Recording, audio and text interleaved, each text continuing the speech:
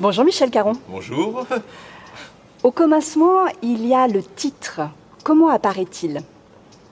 Le titre, souvent, est celui qui arrive en premier.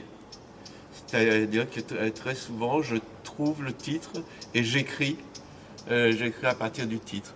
Donc, effectivement, c'est pas a posteriori, c'est plutôt a priori. Comment vient-il ? Spontanément, je l'ai pas généralement à chercher très, très longtemps. Le titre apparaît comme une évidence. L'histoire est souvent au cœur de tes écrits, et plus particulièrement l'histoire contemporaine. Qu'est-ce qui te touche particulièrement dans celle-ci ?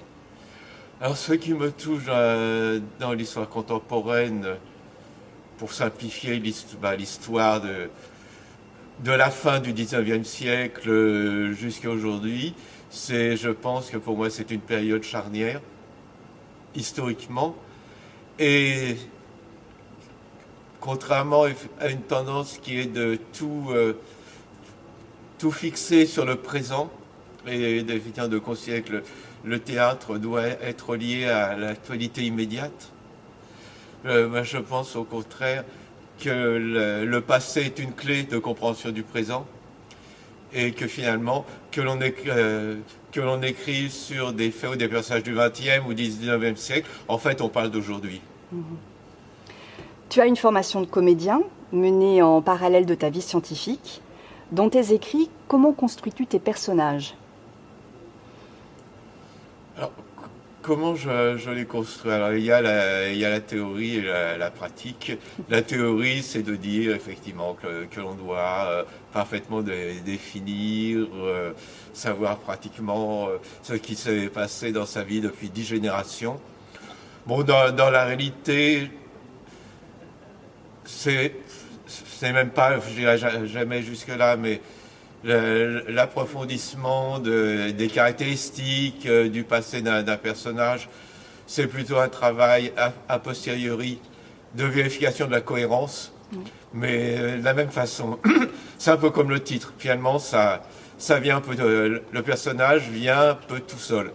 Et de toute façon, quand je commence à écrire, si on prend le cas de pièces de théâtre, je sais combien de personnages j'aurai.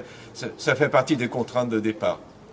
Et parfois, je sais même, enfin, c'est le cas par exemple, moi actuellement, je sais la prochaine pièce à laquelle je vais me mettre, je sais combien il y aura de personnages, mais je ne sais pas encore de quoi va parler la pièce. D'accord.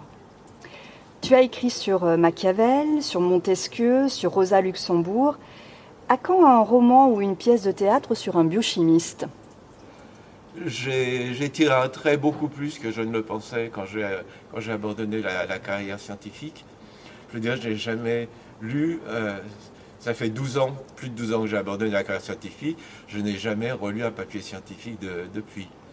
Donc bon, il me reste un background, bien sûr, mais bon, je ne m'y suis pas spécialement intéressé.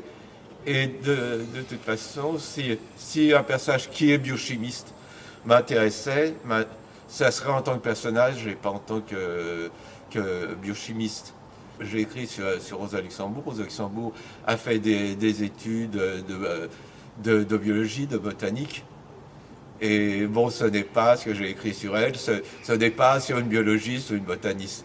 Donc, elle aurait pu être biochimiste, moi, ça n'aurait pas du tout influencé mon écriture à son propos.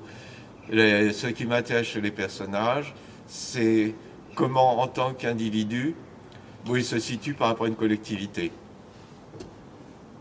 Mais que ça soit effectivement au niveau théâtral, au niveau romanesque, plus généralement, je n'ai jamais eu envie d'écrire sur le milieu scientifique.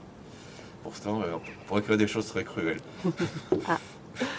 Merci beaucoup, Michel. De rien.